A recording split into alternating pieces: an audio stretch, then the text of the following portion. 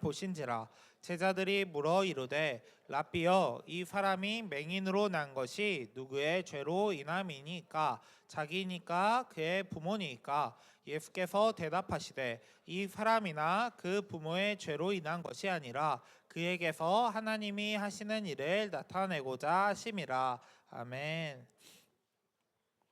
여러분, 오늘 말씀은 예수님께서 길을 가실 때 제자들하고 길을 가시다가 있었던 일에 대해서 말해주고 있어요.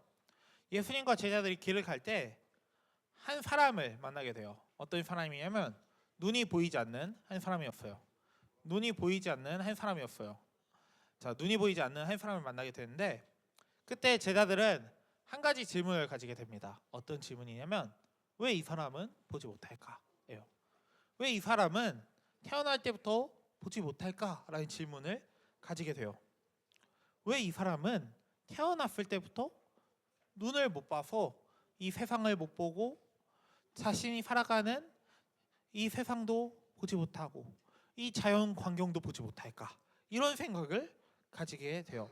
그래서 예수님한테 이렇게 질문합니다. 선생님, 이 사람이 눈먼 사람으로 태어난 것이 누구의 죄 때문입니까?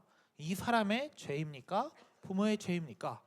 제자들은 그런 생각을 했던 것 같아요. 이 사람이 눈이 보이지 않게 태어났는데 그러면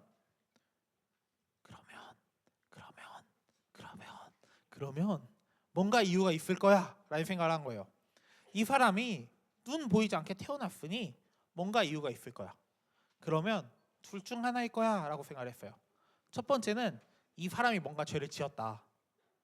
아니면 이 사람이 엄마 뱃속에 있을 때 엄마나 아빠가 뭔가 큰 죄를 지었기 때문에 이 사람이 눈이 보이지 않게 태어났어 라는 생각을 한 거예요. 왜냐하면 많은 사람들은 다 눈을 갖고 있고 다 볼 수 있는데 유독 이 사람만 보지 못했기 때문이에요. 여러분들은 이 제자들의 질문이 어떻게 느껴지시나요? 어떻게 생각이 되나요? 사실 어떻게 보면 한편에 되게 무례한 질문이에요, 이게. 자, 예수님과 제자들이 가는 길에서 그 사람을 만났기 때문이에요. 그러니까 그 사람이 충분히 예수님과 제자들의 대화를 들을 수 있는 상황이었던 것 같아요. 그러니까 막 눈앞에 있는데 얘 눈 안 보이는 게 얘 때문이야? 아니면 부모 때문이야? 이게 그 사람은 못 느꼈을까요? 아마 알았을 거예요. 한번 이렇게 생각해 볼게요. 여러분 옆에 친구들 있죠? 그 옆에 두정이가 있는데 딱 주원이가 두정이 보면서 그 누구냐 강희한테 그렇게 말하는 거예요. 주원이가 딱 두정이 보면서 강희한테 야, 저 두정이 형 봐봐. 왜 얼굴 쪘다구냐?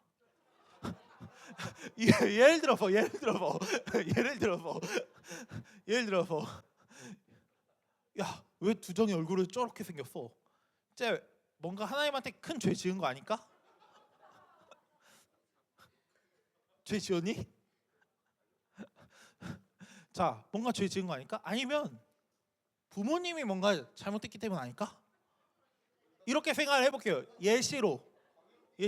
아니 다른 친구들도 적용할 수 있어요.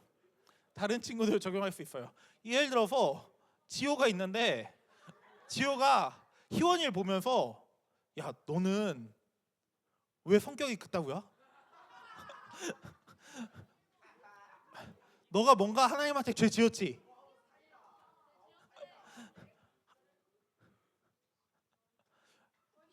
예를 들어서 그 승리가 강의를 보면서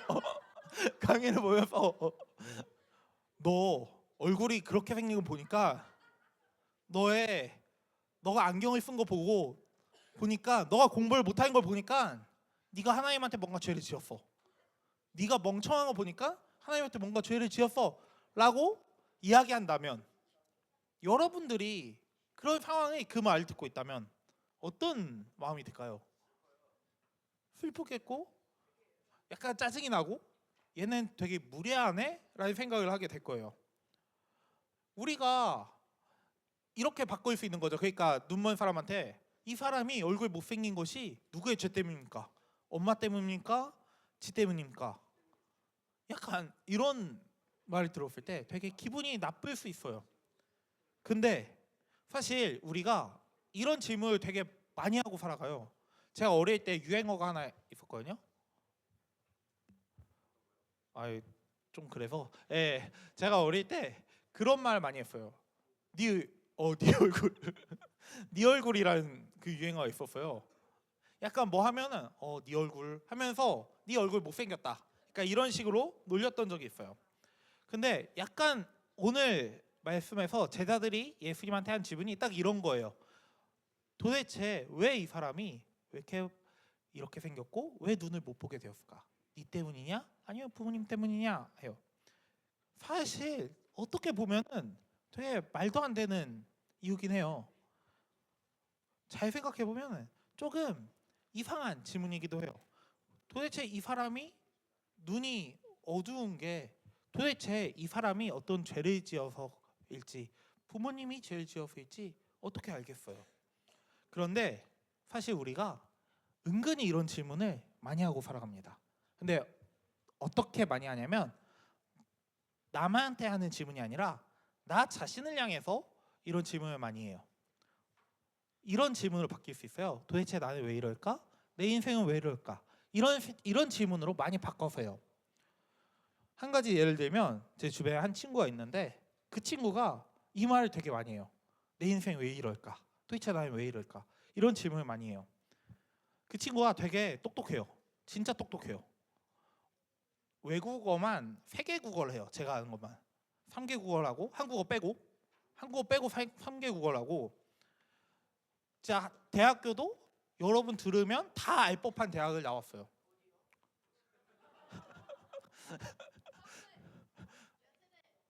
지금 이미 이름이 나왔어요. 그 학교. 모 대학교에 나왔어요. 진짜 우리나라 대한민국 사람이 누구나 알 법한. 근데 아니 그거 맞추지 말고 그런데 그 친구가 나이가 좀 차고 열심히 취업을 이렇게 하는데 이상하게 다 떨어지는 거예요. 다 떨어지는 거예요. 우후 다 떨어지는 거예요, 진짜. 그러니까 모든 직장에 다 지원을 했는데 이상하게도 다 떨어진 거예요. 그러니까 자기가 볼 때 자기한테 문제는 없었거든요. 남들보다 학력이 좋아. 남들보다 똑똑하기도 해. 언어도 많이 해. 심지어 학교 성적도 나쁘지 않았어요. 자기가 볼 때 시험도 잘 봤대요. 근데 다 떨어진 거예요. 그때 이 친구가 계속 저한테 이걸 물어보더라고요. 도대체 나 왜 이럴까? 그러면서 붙였던 말이 그게 있어요. 내가 죄를 지어서 그런가? 내가 직장 시험 본다고 주일 예배를 안 가서 그런가? 내가 이거 시험 준비한다고 하나님께 조금 소홀해서 그런가? 이런 질문을 엄청 많이 하더라고요. 도대체 내 인생은 왜 이럴까? 왜 계속 뭔가 막히는 것 같고 내 앞날의 삶길이 계속 뭔가가 계속 방해하는 것 같을까? 왜 하나님이 나의 앞길을 막는 것 같은 그런 느낌이 될까라는 생각을 하면서 저한테 신앙 상담을 요청했던 적이 있어요. 사실 어떻게 보면 진짜 T적 마인드로 직장이야. 직장 마음이잖아요. 뽑는 거야. 그러니까 직장에서 예를 들어서 직장에서 원하는 사람이 아닐 수도 있거든요. 예를 들어서 직장에서는 외국어 많이 하는 사람이 아니라 컴퓨터 잘 다루는 사람이 필요할 수도 있는 거고, 직장에서는 200만 원짜리 사람이 아니라 100만 원짜리 월급만 받아도 일할 수 있는 사람이 필요할 수도 있어요. 어쩌면 직장에서는 학력 높은 게 중요한 게 아니라 그 직장에서 요구하는 어떤 수준, 어떤 실력, 그게 있어야 뽑힐 수도 있는 거예요. 사실 어떻게 보면은 그 친구가 떨어진 정말 다양한 이유들이 있을 거예요. 근데 사실 그 친구는 그 질문을 해결하기 위해서 신앙적인 답변을 찾고자 했던 거예요. 사실 우리도 이런 생각을 가끔씩 하게 돼요. 여러분들은 아직 안 하고 있을 수 있지만 나이가 조금만 들면 이런 생각을 많이 하게 될 거예요. 예를 들어서 이 생각 가장 많이 할 때가 언제냐면 여러분 시험 봤을 때, 중간고사, 기말고사를 보게 되면은 이 생각을 하게 될 거예요. 내 성적은 왜 이럴까? 난 분명 교회도 열심히 다니고, 난 분명 하나님한테 지혜도 달라고 했는데 왜 하나님은 나한테 솔로몬 같은 지혜를 주지 않을까? 왜 나는 1등이 아닐까? 아이 교회 간증 보면 저 사람은 1등 했다고 하는데 왜 나는 1등이 아닐까? 라는 생각을 많이 하게 될 거예요. 내가 뭔가 하나님께 죄를 지었나? 또 여러분 고등학교 갈 때쯤에 또 그런 생각을 하게 될 거예요. 왜 저 친구는 나랑 맨날 놀았는데 쟤는 되게 누구나 아는 고등학교에 가고 왜 나는 되게 좋은 고등학교에 못 갔을까? 대학교 가면 더 심해질 거예요. 이게 우리가 뭔가 어떤 상황에 놓일 때마다 사실 이런 질문을 많이 하게 돼요. 내 인생은 왜 이럴까?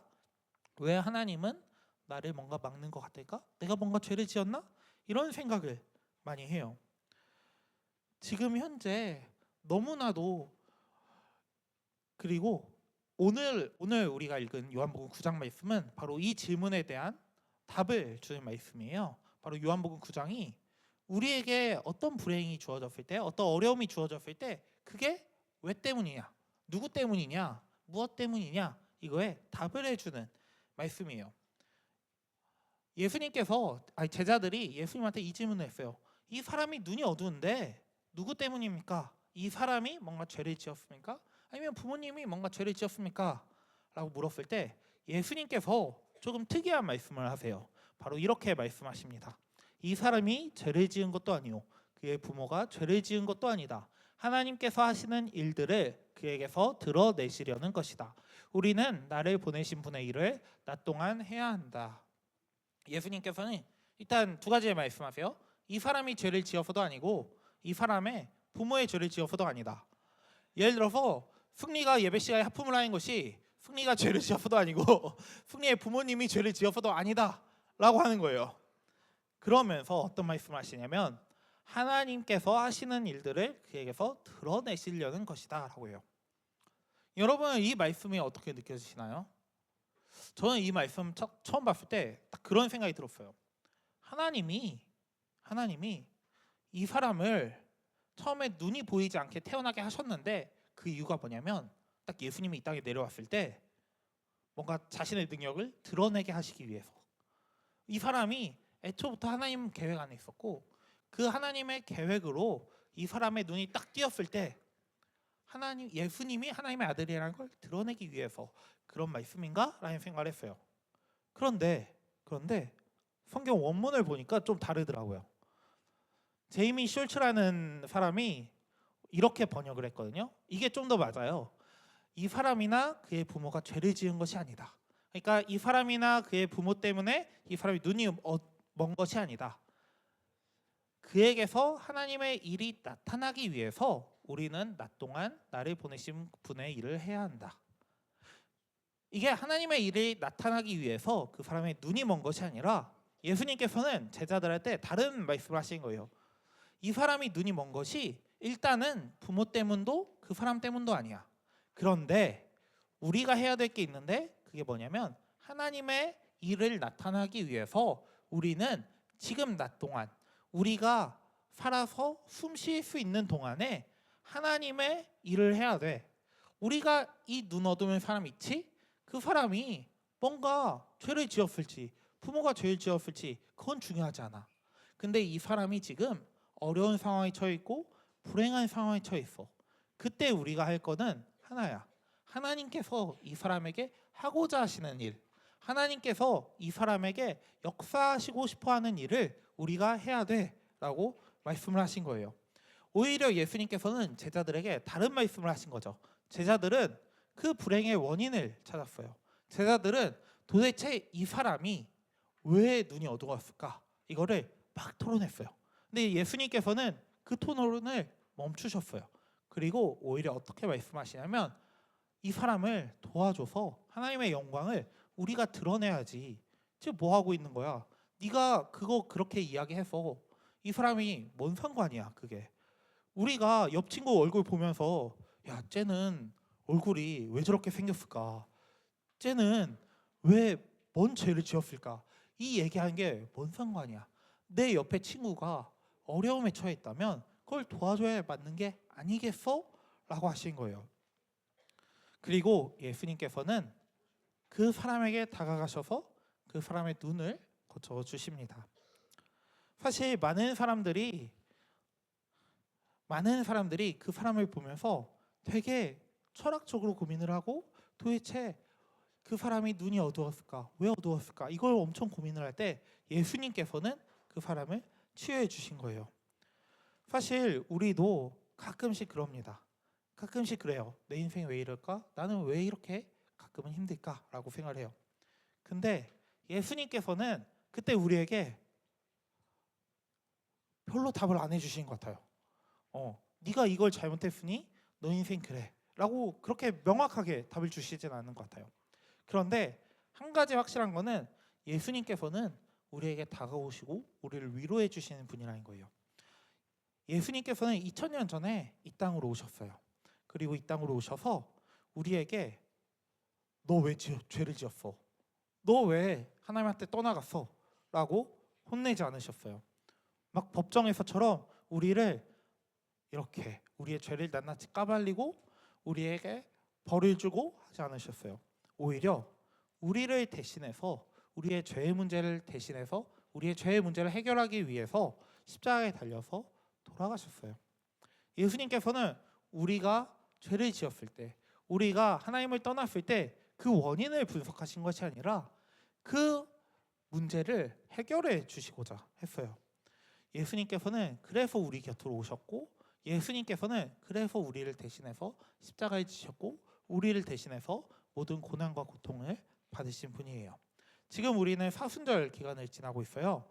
사순절 기간 동안에 예수님께서 우리를 위해서 이 땅으로 오시고 고난을 받으신 것을 우리가 묵상했으면 좋겠어요. 그리고 우리가 예수님을 닮아갔으면 좋겠어요. 예수님께서 2000년 전 우리 가운데 오셔서 우리의 모든 죄의 문제를 해결하신 것처럼 우리도 오늘 말씀에 나온 예수님처럼 우리 주변에 있는 연약한 사람들, 아픈 사람들, 도움이 필요한 사람들에게 다가가고 그 사람을 돌봐줬으면 좋겠어요. 내 옆에 친구가 뭔가 어려운 일에 처했다고 해서 야 그거는 얘 잘못이지 라고 무시하는 것이 아니라 예수님처럼 그들에게 다가가고 그들의 어려움을 도와주는 그런 우리가 되었으면 좋겠어요. 우리가 사순절 기간을 그냥 단순히 예수님의 고난만이 묵상하는 것이 아니라 예수님을 닮아감으로써 그 예수님처럼 우리가 세상을 아름답게 만들고 예수님처럼 세상을 더욱더 하나님 나라로 변화시켜가는 기간이 되었으면 좋겠어요. 그럴 때 우리는 예수님처럼 정말로 많은 일들을 이루게 될 거예요. 우리가 예수님처럼 내 옆에 있는 친구의 죄를 대신할 수는 없지만 그 옆에 있는 친구가 나로 인하여 예수님을 알게 되고 구원받게 되는 그런 역사를 우리가 보게 될 거예요. 그럴 때 하나님께서는 우리를 통해서 영광 받으시고 더욱더 크신 일을 우리를 통해서 이루실 수 있을 것입니다. 이 시간 잠깐 기도하심으로 결단의 자리로 나아가겠습니다. 사랑의 하나님 아버지, 우리가